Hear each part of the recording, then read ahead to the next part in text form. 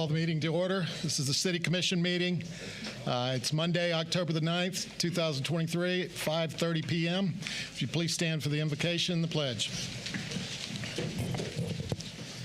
Heavenly Father, we ask that you watch over this group tonight, that you help us to make good decisions for the city of Leesburg. We do this in your name. Amen. Pledge allegiance to the flag of the United States of America and to the republic for which it stands, one nation, under God, indivisible, with liberty and justice for all.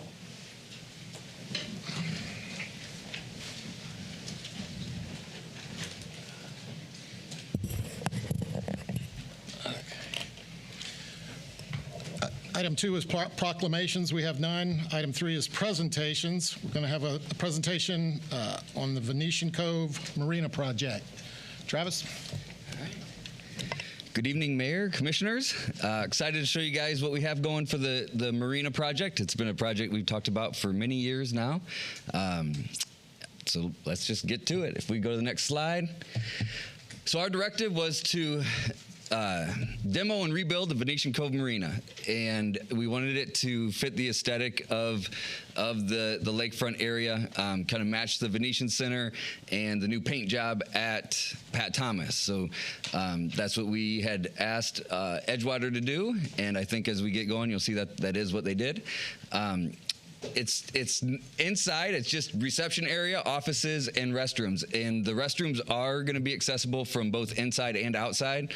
So when we lock up the marina on, at the end of the day, you can have access on the outside. They will be the boat ramp restrooms instead of Pat Thomas once this is built. So we'll have to do some signage to get people from the boat ramp to the marina, but that's where those bathrooms will be. We also wanted to add some wet slips for a budget of $2 million. And it's design, bid, build. So this is the first concept that we wanted to present to you guys, and then we'll go from there and get deeper into the design. So here it is, a little mini Venetian Center, one with a cupola and one without one. So you have the overhang in the front, entrance. It's just a small little building. One has, like I said, the cupola on top, and one isn't. The inside is going to all be the same. If we go to the next slide. This shows the back side of it. So there's a little overhang that'll be overlooking the lake and the docks. That'll be a shaded outdoor seating area. This is the inside. So both buildings, whether you go with the cupola or not, this is what the inside looks like. There's the restrooms on the west side, and the offices and the reception on the east side. It does. If you think of where the marina is right now, it does shift a little bit to the west, so the existing sidewalk that walks up to the side of the building will actually bring you right into the front of the building. We kind of have a big, ugly gas tank. If you can see up in the top corner, that white square is there. We are looking at maybe having to move that just to get it out, so it's not the first thing that you see.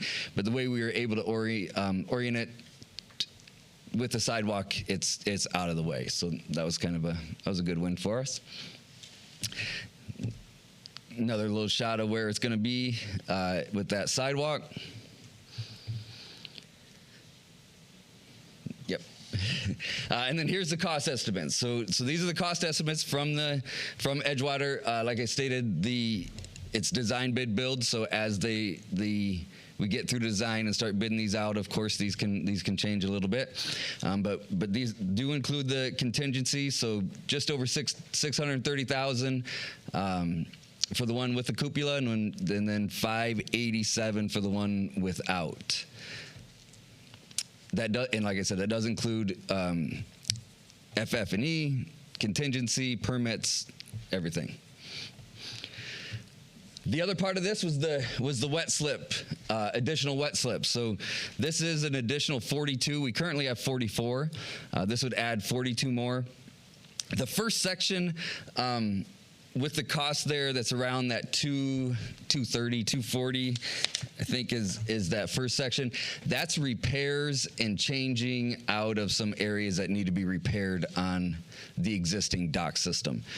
So the new fingers, the new slips, are the bottom two sections, come out to about $100,000. Add in contingencies and everything, and you get to just under $1 million for it.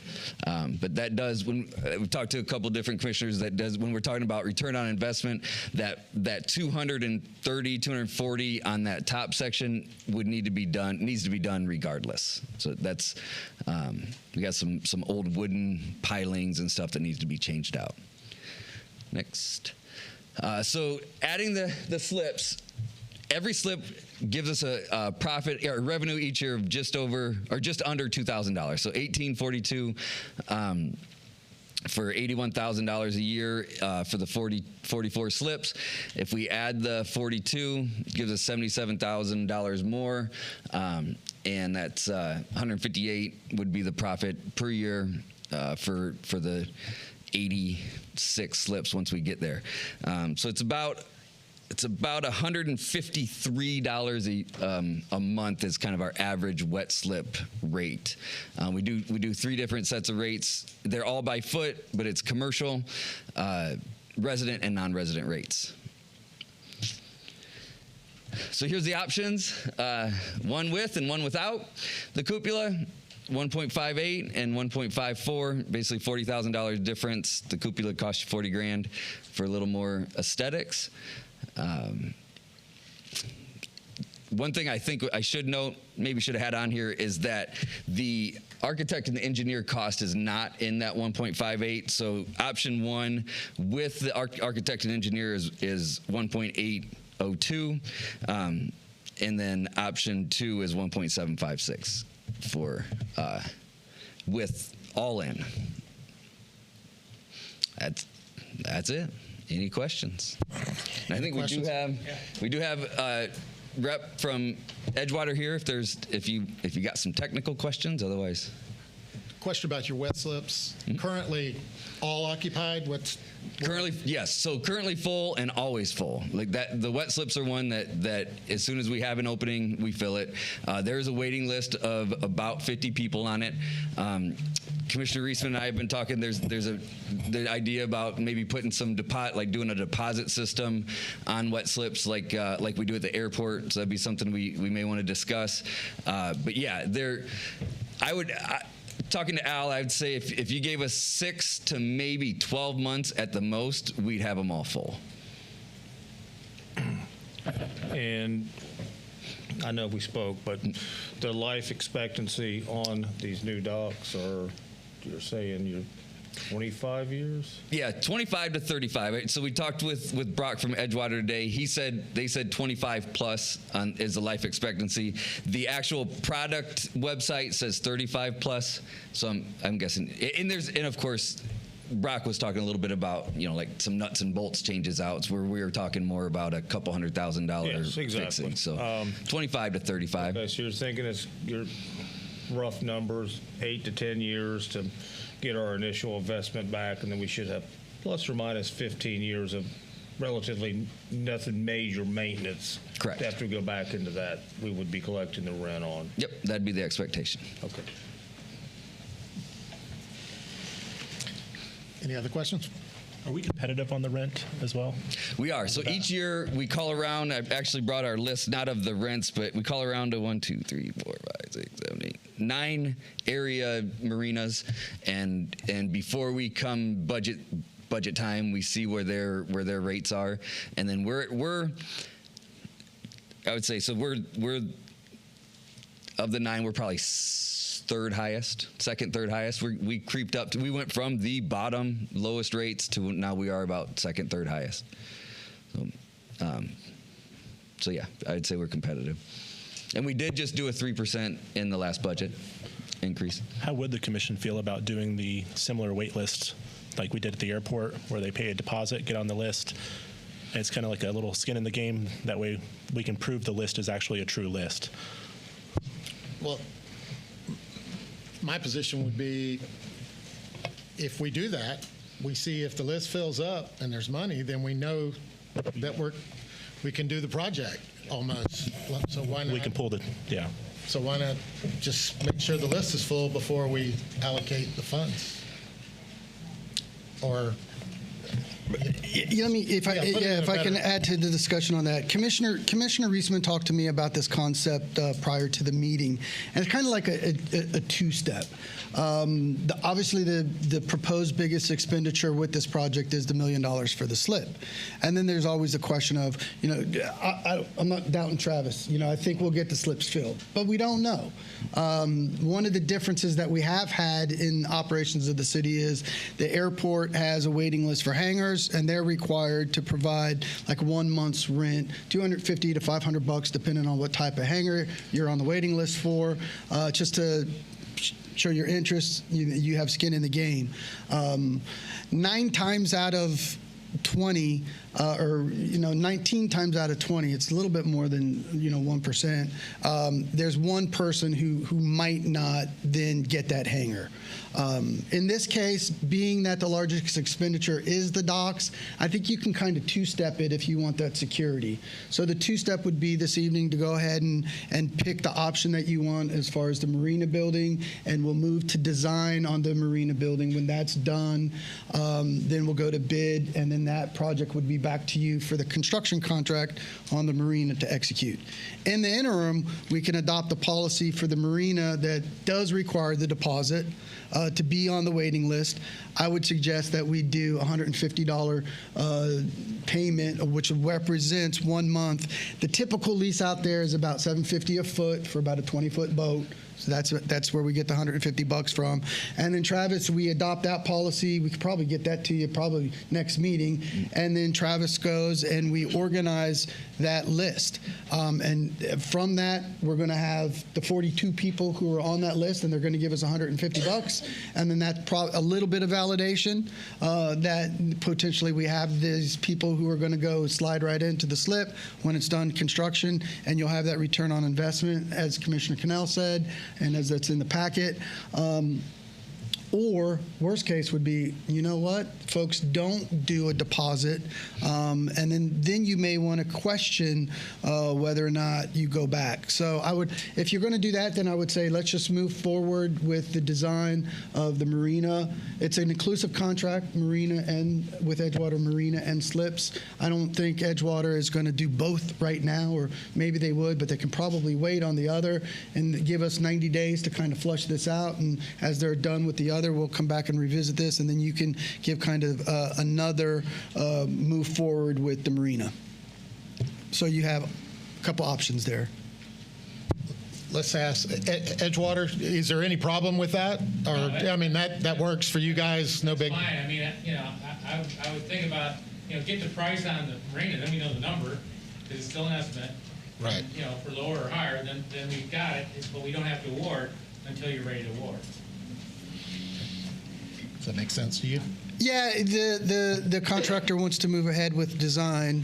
I would not, I understand where he's coming from, because it is an estimate number. We're hoping that those numbers are going to be lower.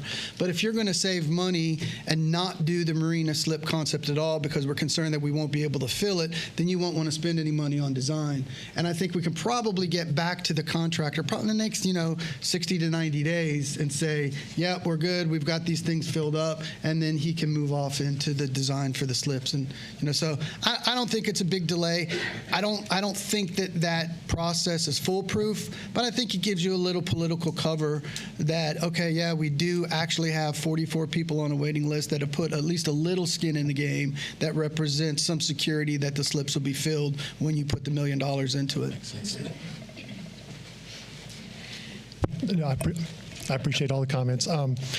Yeah, to me, worst case, we're going to build half of them. But I mean, I feel comfortable building all of them at this time. But I mean, to me, if the numbers come back bad, that would be the compromise. Build 22 instead of 44. I mean, the marinas had a waiting list forever. I've called there over the years to try to get a boat to a wet slip, and no chance. Any other comment? I have a question. So this is based on existing boats now that we have, not including any additional that will come to once the marina is there, the slips? No, everything that we've talked about is additional. Additional? Yes. Okay. So right now, there's 44 wet slips? Yep. So this would add 42 wet slips, so 86 potential Okay. boats out there, and we think we can fill it. That's what They're making repairs to some of the old dock. Yeah, there's That may be where you're confused.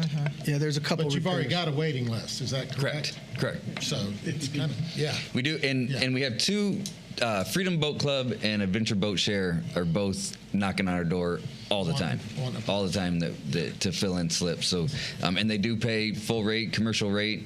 So, if we let them, they'd probably fill up most of them, but we want to keep some for residents. So at this point, we've had the presentation. We need to decide, are we, which direction do we want to go? So we'd look to make a motion as to, I'll make a motion when we move forward with the marina and hold off until we get the wait list completed okay. on the slips. You said move forward with the marina. The building. The building. With what option? The cupola. I would be in support of the cupola. Is there a second? Second. All right, now we can have discussion. I mean, I'm all in favor of the marina. I think it's a good thing, and I think we do need some real public restrooms down there. But I don't know about spending $40,000 on a cupola just for some aesthetics look. It's not even. I mean, unless you're down there, you're not even going to see the building down there. So I wouldn't be supportive of spending the extra $40,000. So there's a cupola on the Venetian Center, I guess. Is that why we're putting a cupola here? There's that raised, like the raised point and the entrance. So I don't know if architecturally it's considered a cupola, but it does have that second story look above the entryway. We had not to revisit history, but it's always fun. We had a long discussion about the aesthetic qualities of what the Venetian Center, and even how to spell the name if we were going to make it the Venetian Centre with the E on the end, on how that went. And so there are a bunch of different concepts that we came up with. Probably the biggest one was how we did that interior roof with the exposed metalwork on the inside. And, ultimately, I don't remember what the number was, but we came up saving like about $1.5 million in the big room, the Venetian room, where we didn't do that tongue and groove type of material that you see that's in the A-frame. So all that to say, there was a lot of consideration on some extra architectural features that we wanted to put into that building. So as we've done some of the other facilities, we've kind of, with the restaurant, we imposed some concepts. Of course, we were able to pass off some of those concepts to the developer in that agreement. So the concept with the cupola is just to, as Commissioner Peterson would say, if we're going to do it right. I was trying to avoid saying that. I try to be fiscally responsible, but I do say that all the time. Anyway you go, look, the bottom line is, I think I heard that too. So, anyway you go,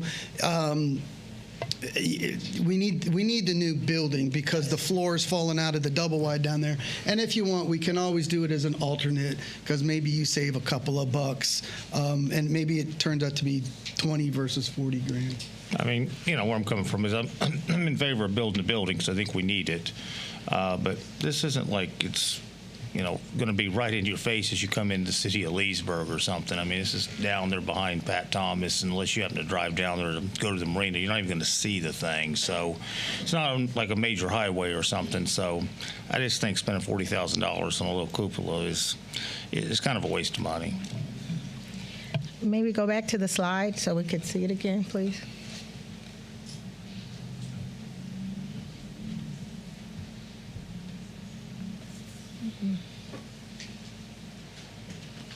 I mean, don't get me wrong; it looks better with it, but for $40,000, I just don't think it. $40,000 better. I don't exactly. That's my point to it. Yes. Okay, we have a motion on the floor right now that it is for the cupola design. So let's vote on that.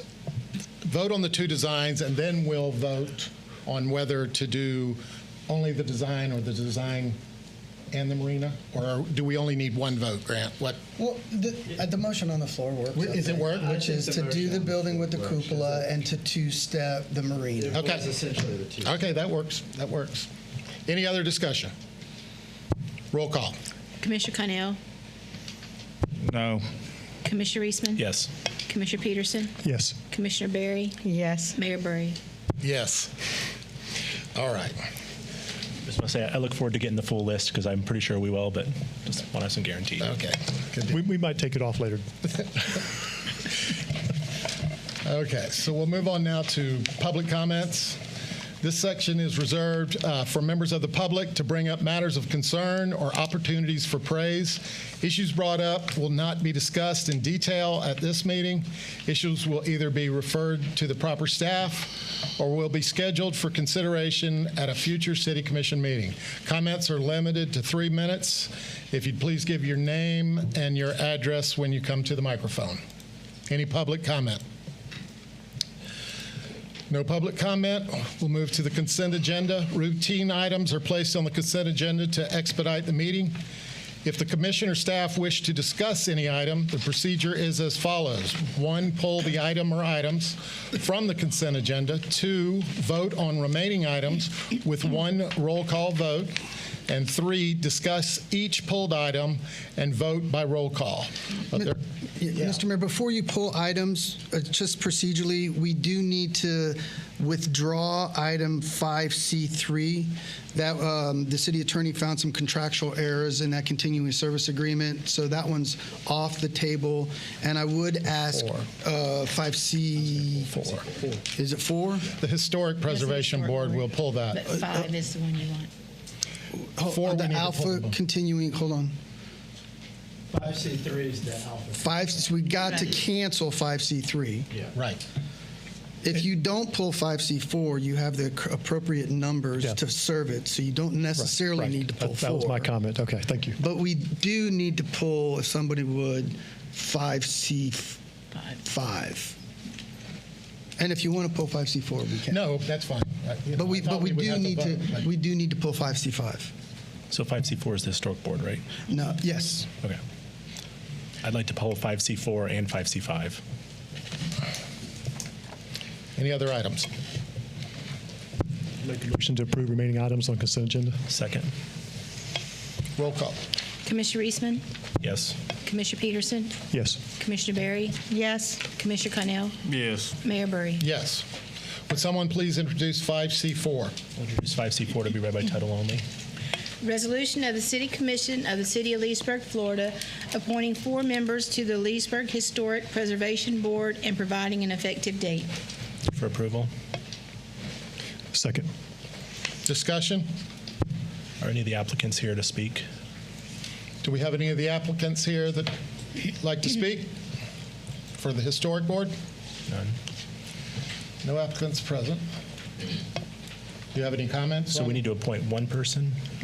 No, Four. there's point 4, and there's 4 open positions. Oh, okay, then I misunderstood. Okay. That's my And, fault. and if you just make a motion to accept it as presented by staff, that gets it done. So moved. So, Can we get a second? second. Roll call. That's my fault. I misread that. Commissioner Peterson, Yes. Commissioner Berry, Yes. Commissioner Connell, Yes. Commissioner Eastman, Yes. Mayor Burry. Yes. One more note on the topic of the Historic Board, Preservation Board. You now have a full Historic Preservation Board by the city's charter. It's a 7-member board with, I believe it's 2 alternates. So you have a full 7 members. The alternates at this time are unfilled, but you have an operating board. I wanted to jump in here just to kind of give you a general update. A year or so ago, maybe we kind of started going through a concept internally of changing the composition of the historic board to kind of pull back some of the keys on what they do in reference to authorizing final demolition and those type of things, and potentially bringing that authority back to this body. Upon research from the city attorney, primarily the city attorney, we determined that we really can't do that. The charter of the city was set up to adopt a historic board in accordance with provisions by the state. And the state is basically the one saying, if you want our grant money for historic preservation purposes or any other type of stuff regarding preservation, you need to do it our way. And the state's way is the way that we've adopted in the charter, which says that there are going to be these many people and these are the duties. And part of the duties is that the Historic Preservation Board gets the final determination on what's demoed or what's remodeled. So long story short, that we can't do kind of the type of thing that we contemplated. Your action tonight now brings on a full board with the exception of the alternates, and as we get more applications, we'll bring those to you. And you said the group is full. One of the applications I noticed he checked the box for Historic Preservation Board, but in his comments, he said he was applying for the electric. He had checked. Okay. Yeah, Okay. yeah. You'll know too. Many Many of the applicants we get check multiple boxes because they have multiple interests. Okay. Okay. So would someone please introduce 5C5? Introduce and be read by title only. Excuse me. Resolution of the City Commission of the City of Leesburg, Florida, authorizing the mayor and city clerk to execute a utility construction reimbursement, pioneering, and wastewater capacity reservation agreement between the City of Leesburg and NVR, Inc., and providing an effective date. Approval. Second. Discussion.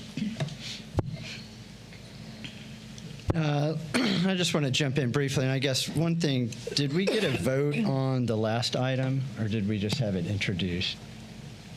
On the Historic Board? Yeah. We voted. We yes, sir. voted, okay, very good. Sorry about that. Okay, so I'll jump in on C5 here just to make a couple of points. So the version that was in the application package, and this is the pioneering agreement for the wastewater, the version in the package there were some requests to make a couple of slight modifications to that. I think that they're okay from our perspective, but we wanted to highlight that so you guys were aware of what those requested changes were.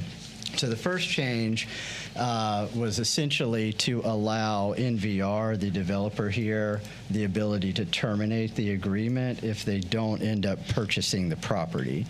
So this is just sort of a general sense of fairness type of thing. If they don't end up owning the property, then they certainly wouldn't be interested in constructing the wastewater lines that would go along with it. So it's somewhat implicit in the agreement, but it was added in there just to make sure it was clear for everybody. That was one of the changes. The second change was with respect to capacity reservation. The way it was drafted originally had capacity reserved until the city completes construction of the sewer plant that's currently under construction.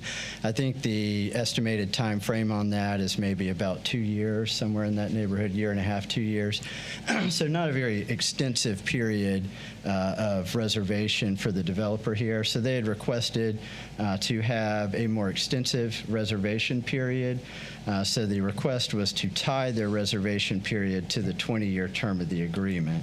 So the reservation, as proposed now, would change from that roughly 2-year kind of estimated period to 20 years, which is the term of the agreement. So under the pioneering arrangement, a developer is entitled to reimbursement for a 20-year period under the agreement. And so that's why the reservation was sort of tied to that 20-year term. So they're taking, and the concept basically is with the pioneer, they're taking the risk to construct the lines. They're repaid as other developers hook in along the line over time. So their period to recoup their investment is 20 years. If they've not hooked in the 20 years, then they don't get reimbursed from those costs. Yes, sir. So in the original agreement, that was up to the time that they recoup their investment. Is that correct? Under the original agreement, it was only up to the point where the city finished construction on the sewer plant. But they were allowed to Yes. recoup. Correct. And on the new agreement, is it still only till they recoup their investment. There was no change on that term. that hasn't changed, Yes, right? the recoup period is still 20 years. The change. Let me jump in just so we got everybody on the same page. So the original agreement said, one, that NVR gets to reserve 0.4 MGD or 400,000 gallons a day of sewer plant capacity up to the time that the city makes, up to the time that the 6 MGD capacity construction is done. That's about 2 years away. And that they get to receive impact fees for the construction of the line for 20 years. The modification of the agreement changes so that, one, the 0.4 MGD capacity goes for 20 years from execution of the data contract, and second, they have 20 years to recoup impact fees. At the end of the 20-year period, they will either be using their capacity or their capacity reservation goes along, or two, they will have recouped their investment, or they will no longer be able to recoup their investment. We deem that on a staff level, we still recommend the agreement to you. The major shift here is the capacity reservation.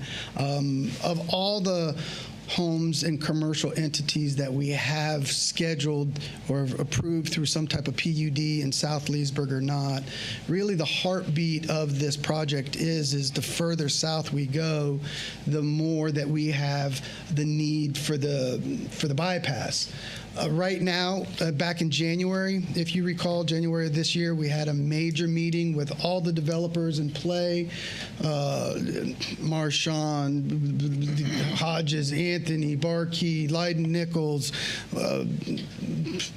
White Marsh Phase 2, and so goes, to the tune of about 8,000 units, plus X square feet of commercial development PUD. 10 months later, almost to the day, the only developer who said they're willing to front the cost of the interceptor is Barkey/NVR. So really, the two of all the developments that we've proposed in there is probably Hodges, Anthony, and Barkey, who are doing the most what I would call "quote unquote" development saber rattling. So what is that in English? What does that mean? At this stage, the most likelihood of development is probably going to be Barkey. If Barkey doesn't build, then we don't really have a partner to build the interceptor. If we don't have a partner to build the interceptor, we don't have additional wastewater really going into the plant, but through lift station 72. So, long story short, it's a reasonable request. And if I was in their shoes, it would be one that I would be making as well. They're going to be fronting somewhere between 10 15 million. They're probably the most likely to use that capacity. So it's a reasonable request. Is 20 years normal for a pioneering agreement? Yes. Okay. Seems long to me, but All of the pioneering agreements are a 20-year term, Okay, and that's pretty standard from city to city. okay. Thank you for that.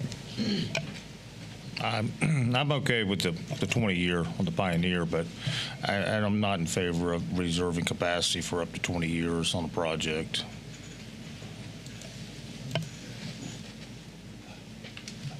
I can understand your concern and risk. Is there a way to skin that and keep the developer happy? The developers are here this evening. This is their request. My guess is that this is pretty germane to their investment. They want to ensure that they have a place to take wastewater once they spend $15 million.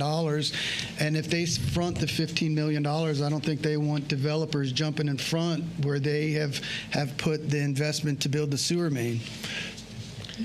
Council Mayor's Ryan Holmes, I think Mr. Minner said it best, and I think that's our position, is we just want to make sure that we have, once the line's built, before all the development comes to the south of Leesburg, we want to make sure that we can continue developing and building Barkey the way that we've designed it. We want to make sure that the capacity is there for us as well. Yeah. I'll also add, on a staff level, we don't take lightly reserving capacity in the water or the sewer capacity issues, because we want that free. And we have always had a first come, first served basis. To date, we've only made one exception to this rule, and that was for the villages. And the villages paid for their capacity, $9 million, which we anticipated was going to be needed to make some improvements. In this particular case, because we've been able to financially put together the other capacities, and because we believe the 6 MGD really suffices development in the South for a number of years, of which Barkey is in that mix, them fronting this is a reasonable quid pro quo for capacity reservation. And help me out here. I thought, I remember well expanding from, the current expansion from 4.5 to 6, but I thought I remember hearing 5-7 years now we'd be expanding again. Is that incorrect? I guess I can restate that. How long do you think this 6 MG will last? I know it's a loaded question, but it's a loaded question. I would say if we continue to grow at the 80, not including villages growth, if we continue to grow at 80 units a month, that's measured by the COs that we issue, we'll probably be back in 2030 starting to say we're expanding outside of the 6 MGD capacity. Having said that, I'll also add that most of the development in the Leesburg ISBA box is filling up pretty quick. The 2 major growth areas that you have, or there's 3 major growth areas we have, and I don't mean to be long-winded on this, but I think it's important because it recognizes the thought that's gone in behind this recommendation. There's 3 major growth areas that are occurring right now in Leesburg. Northwest Leesburg, the 44 corridor, where wastewater would come down, go to the canal plant, and then get shifted down to Turnpike if need be. The southern corridor, which is what we're talking about, pretty much everything from 48 south to the Turnpike-ish, plus the Boot Hill, I call it, that has Highland or Royal Highlands, Blue Cedar in it, so east of 27, that corridor. And then the villages. The villages are separate because beyond the 3 MGD capacity that we've already planned for, already constructed, and already working with, I don't see us entertaining another type of sewer treatment capacity deal with them again in the future. I think as they continue to grow in Sumter County, and now as we know, they have 3 other major parcels in Lake, the one in the Mascot ISBA, Renaissance Trail, what used to be Renaissance Trails, and now Secret Promise. Those are really going to be handled separately by the villages, and we're really going to be working more in a general fund capacity to get a franchise fee for those services. So I don't think we really need to put that planning in our matrix of what's going into the tank. We do for South Leesburg. We do for Northeast Leesburg. I did miss Tierra Oaks. That's, kind of Northwest Leesburg. But all of those things considered, that should take us right to about 6 MGD. There's a couple special things that we're trying to do with the pilot program, with trying to extend the capacity of 6 MGD with the treatment method, where we're applying for some grant dollars to get that, where we think we're going to get that. So there's lots of things that will happen and occur before we need to expand past 2030, past 6 MGD, which at 80 units a month will put us to about the 2030 timeframe. So having said all those things, although we don't like to reserve capacity, the key to unlocking development in South Leesburg is this bypass, and basically one developer stepping up to the plate to work with us to take on that risk. So I think the things that we've talked about are a reasonable quid pro quo. we need that line, right? I mean, we're almost at capacity now. I will say on the line. I will say we need that sewer bypass if we want to continue to grow in South Leesburg. Okay, thank you. Thank you, Mayor. Cindy Terrapini with Terrapini Planning Strategies. I represent NVR, who is the developer who has stepped up to the plate to build this line. As the City Manager said, NVR is a national developer. They have the financial capability and the accountability to be able to do this $15 million plus project. And what we're really asking you for is that the ability that when our 1,700 units come online, that the capacity is there because we NVR have spent the money to make that happen. So that's the reason that we're asking for that capacity for the 20 years. We probably will have them built before then, but as you know, things happen. You know, there are changes in the economy, but we do hope to be finished by then. But the other reason we asked for the 20-year, and I don't think there's any question about this, or at least I'm not hearing it, is we will be able to, NVR, when they go in for a building permit, won't pay a sewer impact fee. It'll just be credited against the $15 million cost. So as each unit comes in, it'll be deducted. That's one way we get repaid. The second way we get repaid, which may take up to the 20-year time period, is as other developers come online, when they tap in, they pay their impact fees to the city, and quarterly that's paid back to NVR. So we don't really know how long those projects will take to do that. There is a significant amount of money, more than just our 1,700 units, to be reimbursed. So that's why we ask you for that courtesy of the 20 years. And as your attorney said, that's your typical time period. We are very excited about the possibility of doing this project with the city. As I said, NVR is a national developer and has the financial capability to do it. Nobody else is standing up here today asking to enter into this agreement with you and make a very significant contribution to your infrastructure. So I'm happy to answer any questions. And of course, Mr. Ramirez from NVR is also here if you have any for him. So do you want to reserve capacity for up to 20 years on a project you're not 100% sure when it will even start? No, I didn't say that I'm not sure when it would start. We are underway. The engineering is well underway. Mr. Ramirez expects to submit plans for all of the engineering plans and permit plans for the first phase of the project in November next month. So yes, it's proceeding. What I'm saying is that over a 20-year period in the economy, there are ups and downs in that economy, and things happen. And so, let's say in the first 10 years they've built 3/4 of their units, but something happens at that time period and prevents them from continuing. They just want that ability that since they have spent the money and upfronted that cost of that money, they're paying cash for it to build the line. They want the ability to be able to, when they do come in for the rest of those units, to have the capacity there. Everything may be great, and maybe all 1,700 units come on in a fairly quick period of time, but none of us has a crystal ball, and we want to be sure that we are protecting NVR and their $15 million plus investment in your city. And then anyone else is hooked up to that line, but you would get the pioneer fee on that over that 20 years also. Correct. Up to the point where if our cost is $15 million, we only get paid back $15 million. If the cost is $12.5 million, we only get paid back $12.5 million. Even as the city collects more and more fees during that time period, let's say things go gangbusters and everybody comes online, and let's say it is a $15 million project, and our units go online, and all these other projects in South Leesburg come online, and we're paid back in 10 years, that's it. We don't get another penny. We're done. You don't owe us anything else. So it's just that you have the courtesy of up to 20 years because we don't know what the other developers, how quickly they may come online. There's some that I think are rattling around and seem to be moving along, but, Well, what you're asking to reserve, is that just enough for the subdivision you want to build, or is that No, sir. everything else that would tie into that line? No, sir. We're only asking for capacity for Bar Key, the project you guys approved last year about this time. It was approved for 1,700 residential units and a commercial site. The commercial site is being built by others, so it has nothing to do with the NVR reimbursement. But we're only asking for capacity for the 1,700 units in the Bar Key project.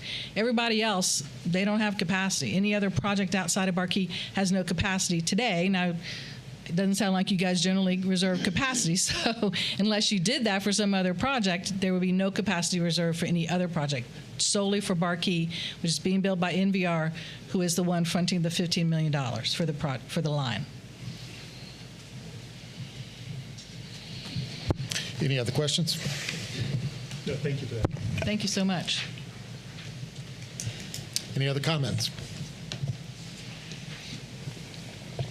Roll call. Commissioner Berry, Yes. Commissioner Connell, No. Commissioner Reisman, Yes. Commissioner Peterson, Yes. Mayor Burry. Yes. We'll move on to item 6. This is the public hearings and non-routine items. First, we'll have 6A is the second readings of ordinances. Someone please introduce 6A1. I'll introduce 6A1 to be read by title only. An ordinance of the City of Leesburg, Florida, establishing the County Road 33 Community Development District pursuant to Chapter 190 Florida statutes, providing for authority and power of the district, establishing the district, providing for the Board of Supervisors of the district, providing for the district budget, providing for functions of the district, providing for miscellaneous provisions, and providing an effective date. Approval. Second. Discussion. This is the Battaglia and Banning. That's it. Yeah. Thank you, Mr. Mayor, Commissioners. Dan Miller, Planning and Zoning. This is for the County Road 33 Community Development District. It will encompass the Battaglia property, which is 278 units, and the Banning Ranch, which is approximately 500 units total. Those are east and west of County Road 33. Background on CDDs, just in general, they're a special purpose district that's designed or created to manage and finance and deliver basic community services, including water, wastewater, roads, security, schools, landscaping, parks, things of that nature. They're specific to a described area and for the specific services in that individual CDD agreement. They have no zoning, no police power. They cannot encumber debt to a local government. There's just basically a way to pay for cost of infrastructure, a self-taxing unit. So we do have several in town. We have, of course, the Villages has a number of them. We've got Arlington Ridge, Terra Oaks, Eagle Tail Landing, White Marsh. And basically, Chapter 190 of Florida statutes requires the government to sign off as basically acknowledging that there is a CDD. Any questions for Dan? We need public comment on this, Grant. Any public comment?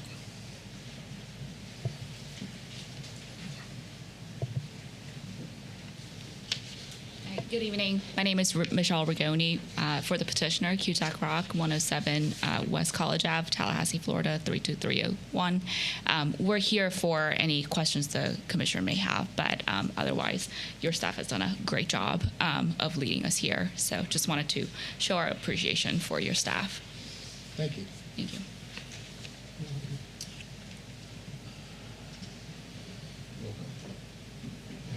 Any other discussion? Roll call. Commissioner Connell, Yes. Commissioner Reisman, Yes. Commissioner Peterson, Yes. Commissioner Berry, Yes. Mayor Burry. Yes. Someone please introduce item 6A, 2, 3, and 4. I'll introduce 6A, 2, 3, and 4 to be read by title only. 6A2, an ordinance of the City of Leesburg, Florida, annexing certain real property consisting of approximately 12.5 acres, generally located west of County Road 468 and north of Jones Drive, as legally described in Section 21, Township 19 South, Range 24 East, Lake County, Florida, providing that said property so annexed shall be liable for its proportionate share of the existing and future indebtedness of said city, providing that such annexed property shall be subject to all laws and ordinances of said city, as if all such territory had been a part of the City of Leesburg at the time of passage and approval of said laws and ordinances, providing that such annexed territory shall be placed in City Commission District 1 and providing an effective date.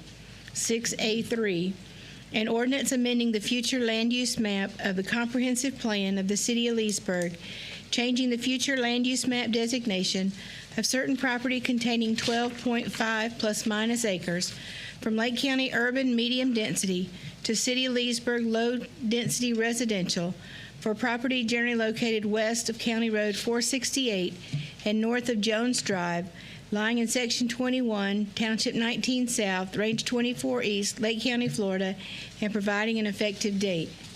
6A4, an ordinance of the City of Leesburg, Florida, changing the zoning on approximately 12.5 plus minus acres from Lake County RP residential professional to City of Leesburg SPUD Small Plan Unit Development and R2 Medium Density Residential to allow for single-family development for property generally located west of County Road 468 and north of Jones Drive, lying in Section 21, Township 19 South, Range 24 East, Lake County, Florida, and providing an effective date. Move for approval. Second.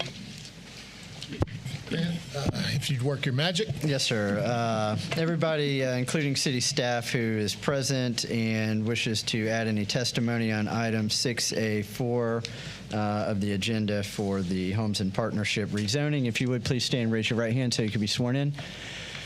Do you swear or affirm that all testimony you'll give tonight will be the truth, the whole truth, and nothing but the truth? All right, thank you.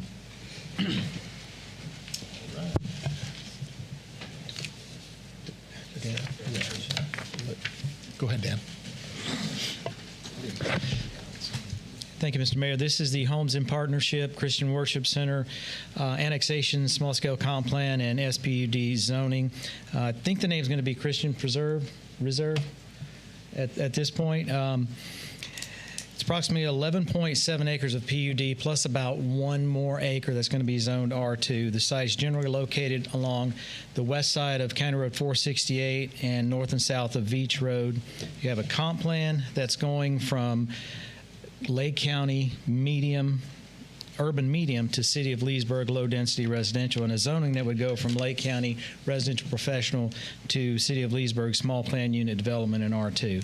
It would consist on that 11.7 acres of 25 single family homes. You get a density out of that of about 2.2 units per acre. The PUD allows single family residentials only, 60-foot lots, so you get 60 by 120 for 7,200 square feet per lot. I believe the house size is 1,500 minimum, 2 stories, standard setbacks, 2-car garage, architectural standards. We've got our dark sky lighting, wetlands protected, trees required front and backyard, some fencing options, and then access points will come from Veach Road. Separate recreational requirement, I believe, was 5,000 square feet on that. All other standard PUD conditions are in place. It's a good project for West Leesburg. Mr. Mike Rankin is here with Land Planning Group of Mount Dora, and Pastor John Christian is here from Christian Worship Center if you have any other questions.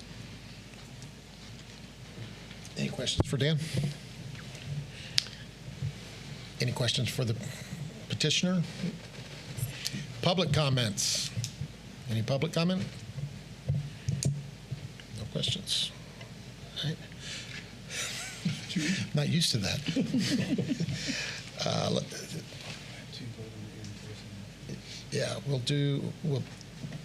We're going to vote on 6A2. Separate motions on each item, yes, sir. Make a motion to approve 6A2. There you go. Roll call. Commissioner Reisman? Yes. Commissioner Peterson? Yes. Commissioner Berry? Yes. Commissioner Connell? Yes. Mayor Burry? Yes. Make a motion to approve 6A3. Second. Roll call.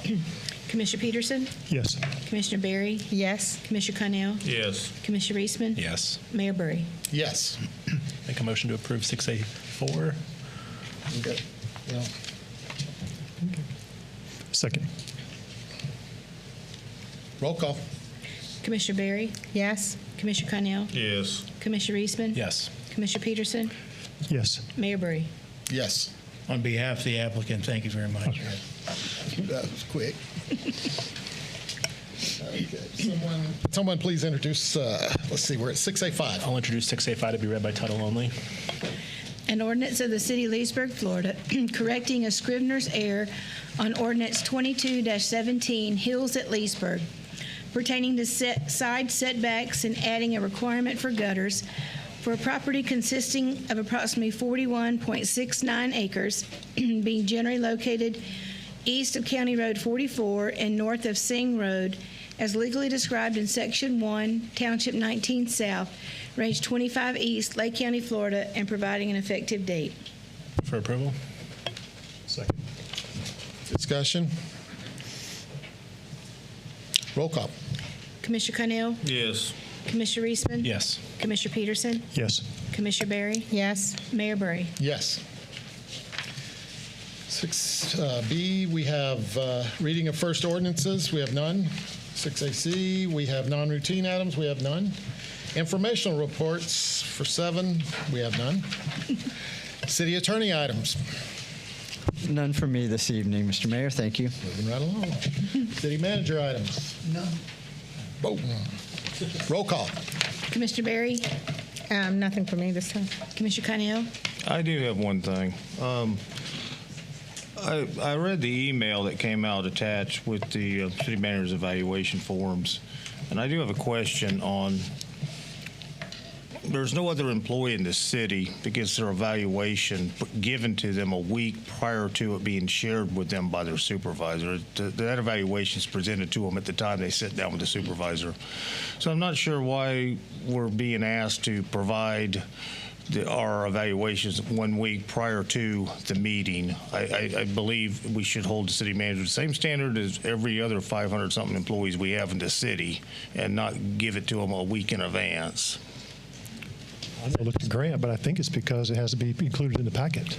I don't think it does. Just as a matter of clarification, the employment contract between the city manager and the commission calls for an evaluation. I believe it's paragraph 11.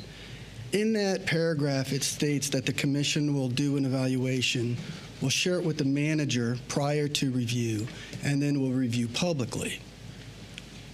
That's what the paragraph says. We've obviously done the city manager evaluation multiple different ways and facets, and we're pretty much at your desires. So the commission can pretty much do what they want with this regard. They can fill out the application or the form and turn it in. You can review it with me if you like. I've received one form from the mayor at this time.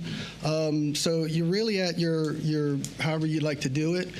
All I noted in that email was I was requested from Commissioner Reisman to do a self-evaluation, which I turned out, and suggested that when you do the evaluation on the 23rd, I believe, that you just make a specific comment on how you would like to do the evaluation moving forward, so everybody's on the same page. The commission's really interpreted that paragraph of the agreement several different ways, so I work at your pleasure, and however you want to approach me, address me, review me, it's really up to you all. I mean, I think I know what paragraph he's talking about. I think it says city manager to be evaluated every August, I believe is what it says, but I don't recall it saying anything about presenting it prior to the commission meeting. I think it says something maybe to the effect of mutually agreed upon or something to that language.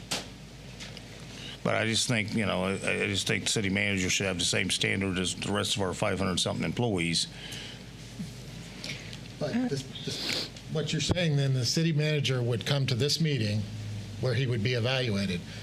The other employees aren't evaluated in public. I know, but unfortunately, Mayor, I agree. I don't think it's a great setting to perform an evaluation that way, but I believe due to the Sunshine Law, I don't think we have any other way to do it. May I ask, being new to this as the first time, I would like to suggest that we do it privately and do our summary publicly. Is that possible? That's exactly what the paragraph says. The paragraph 11 states that the city manager and the commission will work collectively to come up with a criteria to review the manager. If the manager and the city commission don't work collectively to come up with that process, then the commission will impose a review on the city manager, however they so choose. It states in that paragraph that the commissioner and the manager will review individually the comments, and that's pretty much it. It doesn't even specifically state that there'll be a public review. That's just typically what's been done.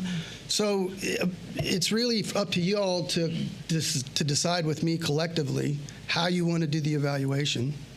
Commissioner Cannell brought up that we want to do an evaluation. That's fine. And my response back to you all is, however you want to do the evaluation is up to you. and it's up to you to discuss this evening. Yeah. If you want to change the process, change the process. If you don't want to do an evaluation form, don't do an evaluation form. If you want to meet with me before you meet with me. If you don't. If you don't want to review me publicly, then make that comment amongst the 6 of us this evening. As I said in that memo, I acquiesce to whatever evaluation form you want. In the past, we've done evaluations. In the past, we haven't. In the past, we've done it verbally. Again, it's the Commissioner Cannell requested the evaluation be done. Understand that request, and willing to do the evaluation process however the 5 of you deem appropriate. May I suggest that we do all commissioners complete the form, and then we discuss privately with one-on-one with the city manager, and then we come collectively to have a discussion, and then we do a summary that it's not public, but we can do a public summary of what was decided among the group. Yeah, I mean, I think the issue, you could certainly all meet individually with the city manager and send the city manager your evaluations ahead of that meeting if you want to do so. If there's going to be any kind of official action taken, some sort of culling of the various reviews and some type of summary that everybody's going to approve, then that would need to be done sort of in the public forum. That's what I'm saying. So all of that, and I don't think there's any problem with the other commissioners per se seeing the evaluations beforehand, as long as you guys don't discuss them. You don't email amongst each other, and there's no real formal action taken from those. But you certainly could do your individual evaluation, send it to Al, and then meet with him individually, and then come back as a full body and then come up with a summary that everybody approves if you want to do it that way.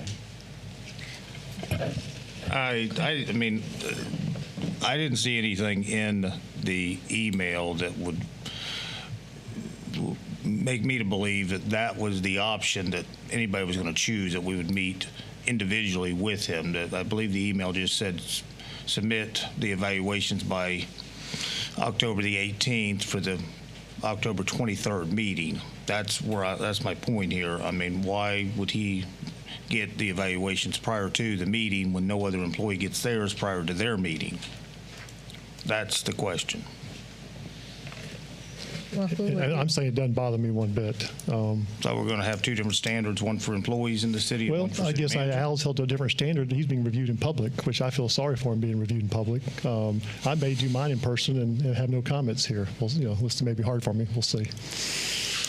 Well, again, a question for someone coming on that's new. Why wouldn't it, I would think that it would be only fair that everyone participates in the process. And Sure.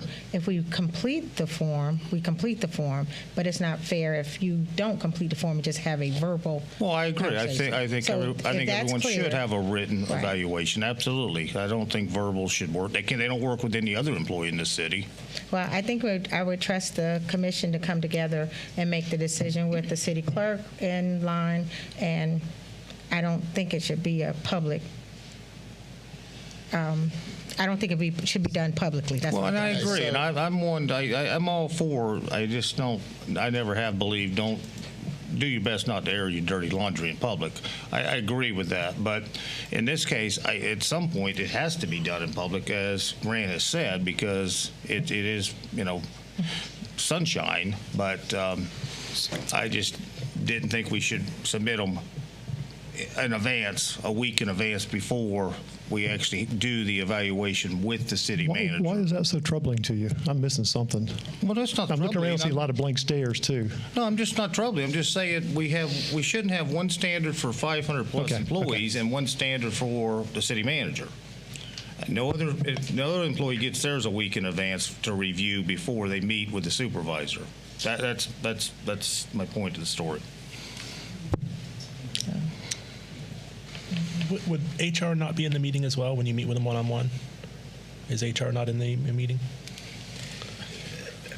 I could go run and grab it. Yeah. I think that the simple answer to this is the way that we have done this in the past is the evaluation form has been issued to commissioners. Commissioners may or may not choose to fill them out. Commissioners may or may not choose to meet with the city manager prior to the meeting. And the reform may or may not get to the city manager prior to the meeting. So my suggestion to the commission is stick with that process and do what you want. The evaluation is scheduled for the 23rd. I will add that the city manager is not like other employees of the city. The city manager is your CEO. The city manager has significantly more abstract issues that you judge him on. And so... And these reviews are public record, right? The reviews are public record. So what I'm trying to get you off the hook there, Commissioner Cannell. However you want to do the evaluation, however you want to do the evaluation, you do it that way. It's on the agenda for the 23rd. If you'd like to see me prior to, come see me. If you'd like to give me your evaluation before, give it to me. If you want to save it for the meeting, save it for the meeting. If you don't want to do it at all and not do it and just verbally give, which has been done by other commissioners in the past. The question was called to put the manager review on the agenda. That was done. I sent you out an email today so that the process is solidified for next year so we don't have all these drawn-out discussions next year. Hopefully, when you do that on the 23rd, you'll agree to that process that I proposed to you, and we'll move forward. Any other comments? I will say I did the evaluation, and I submitted it to Al. And I'll be glad to talk about that evaluation when we, as a group, come together. So I would encourage everyone to fill out the paper and talk to Al about it. And then we can sit here in public and talk about it. So my understanding is we complete the application, give to you, submit as recorded, as stated in the email, and then we discuss with you privately, and then we come publicly and discuss again? Yes. That's if you want to. That's your option. Okay. Everything in this process is yes, comma, if you want to. Yeah. You're the boss. Yeah. The collective, there's 5 of you, and individually, you get to do it the way you want, and collectively, your collective wisdom then leads out. So do it the way you want. So I will turn mine in early. I will not be meeting with you ahead of time, and I look forward to discussing them.